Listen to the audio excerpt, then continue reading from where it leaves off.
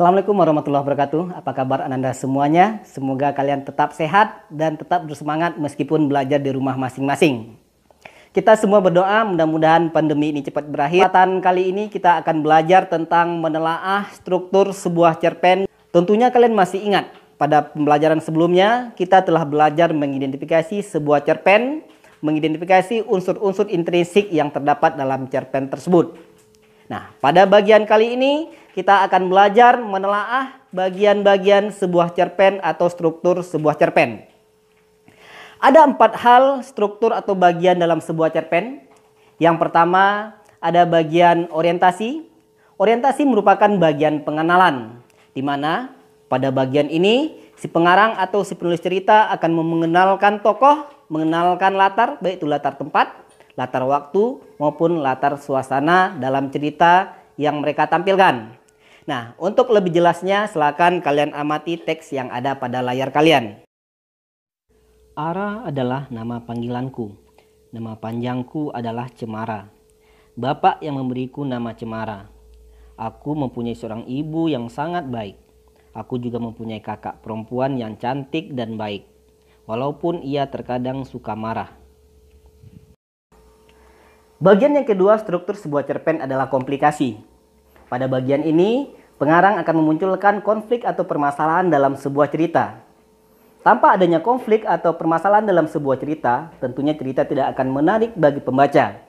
Untuk lebih memahami masalah ini, silakan kalian amati teks berikut. Aku bersyukur karena diberi keluarga yang harmonis dan serba kecukupan. Namun, kondisi menjadi berbalik ketika rekan kerja Bapak mengkhianati Bapak.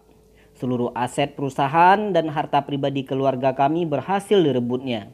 Kondisi ini membuat aku dan keluarga harus pindah ke desa, di rumah peninggalan kakek.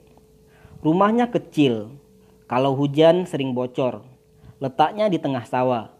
Hampir tidak ada yang bisa dibanggakan dari rumah peninggalan kakek.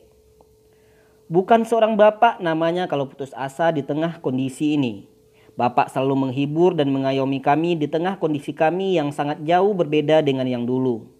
Bapak selalu tersenyum dan mengatakan bahwa Bapak akan berusaha untuk mengembalikan kehidupan kami seperti yang dulu. Bapak selalu kelihatan tegar dan penuh semangat. Bagian yang ketiga dalam struktur cerpen adalah resolusi.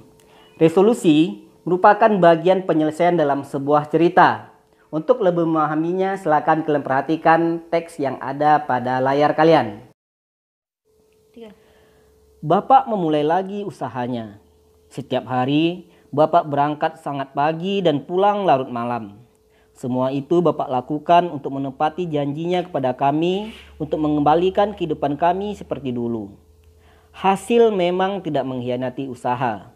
Perlahan, Bapak mampu mengembalikan apa yang pernah hilang. Struktur yang keempat dalam cerita pendek adalah koda. Pada bagian ini, penulis atau pengarang akan menyematkan pesan atau pelajaran dalam ceritanya. Karena ketika membaca cerpen, pembaca tidak hanya semata-mata untuk mencari hiburan, tapi juga untuk mendapatkan pembelajaran dari cerita tersebut. Untuk lebih memahami masalah koda ini, silakan perhatikan teks yang ada pada layar kalian.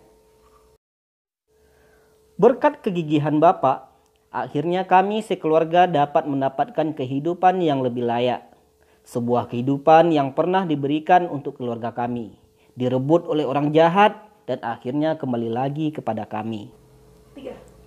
Demikian pembelajaran kita pada pertemuan kali ini.